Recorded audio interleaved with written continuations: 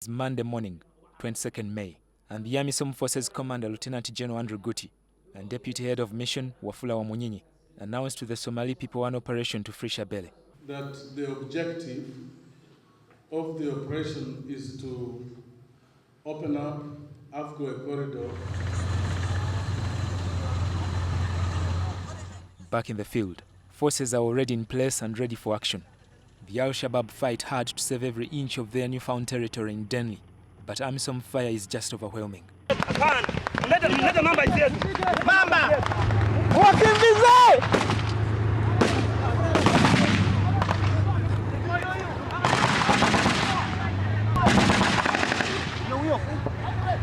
AMISOM quickly overruns the Al-shabaab ambush and the chase in the jungle ensues.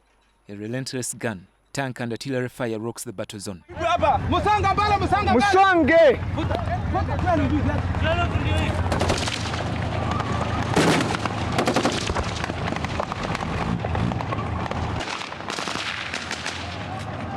Nani, piga.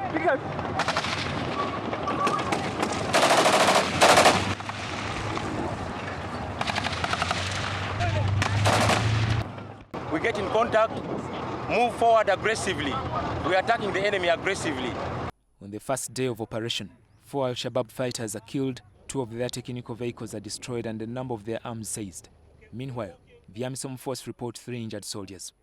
Now, this particular area, you can see a front line. The forces, AMISOM forces are heading towards Afgooye, which is about 11 kilometers away from here. Afgooye is another built-up area. It is a strategic town for the Al-shabaab. They've been using it for tactical purposes. On the second day of the operation, Al-shabaab lose a commander and 41 other fighters. There are major mistakes the Al-shabaab have made, causing themselves huge losses. At the time they were mastering urban warfare, the insurgents were driven out of Mogadishu town onto the outskirts and beyond. The Al-shabaab have failed to consolidate a front line, but instead fight as they would on the street. That is a serious mistake that can see several men put out of action. AMISOM have therefore not made strong resistance and are able to cover territory larger than 10 kilometers on a single day. Of course, we had been getting a lot of Al-shabaab resistance around all these other areas, but we have taken them on. Right now, as I talk, Al-shabaab is on the run, and we are pursuing them. Afgooye, where the operation was headed, is home to an estimated 400,000 people, most of whom are refugees. Afgooye lies in a region called Shabelle, an extremely strategic location as it connects the south, north and east of Somalia. It has a road leading to Kismayo, it has a road leading to Baidoa, a road coming back to Mogadishu, and a road going to the town of Joha.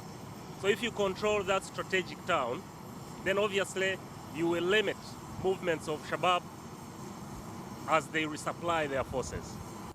More than 70% of Baidoa in the east of Somalia is controlled by Ethiopian forces, who threw out the Al-shabaab earlier this year. It is difficult for AMISOM to access the major town from the south, and the plan in effect is to ship supplies on water and land through Djibouti in the north and Ethiopia in the east. Once supplies get to Baidoa, AMISOM troops will be flown into Baidoa to consolidate it, and the Ethiopians will withdraw. That could happen early next month. In the south of Somalia, Kenya is continuing to battle the Al-Qaeda-backed insurgents in parts of Afmado. Kenya's advance is delayed by a memorandum of understanding, which is yet to be signed between Kenya and the African Union.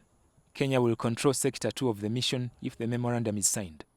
Djibouti and Sierra Leone are about to send troops who will be in charge of Sectors 3 and 4. Towards the north, about 20 kilometers away from Mogadishu, AMISOM is in charge of a major route in Masla. Back in Mogadishu city, work is continuing as normal, and many businesses such as Bakara Market are picking up since the Al-shabaab abandoned the city at the end of last year.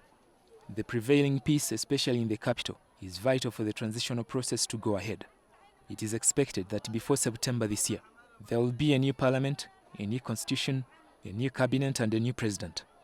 Elders and stakeholders have started to analyze the draft constitution as the current president, Sheikh Sharif Ahmed, prepares to convince the coming parliament to re-elect him. Frank Walusimbi, NTV.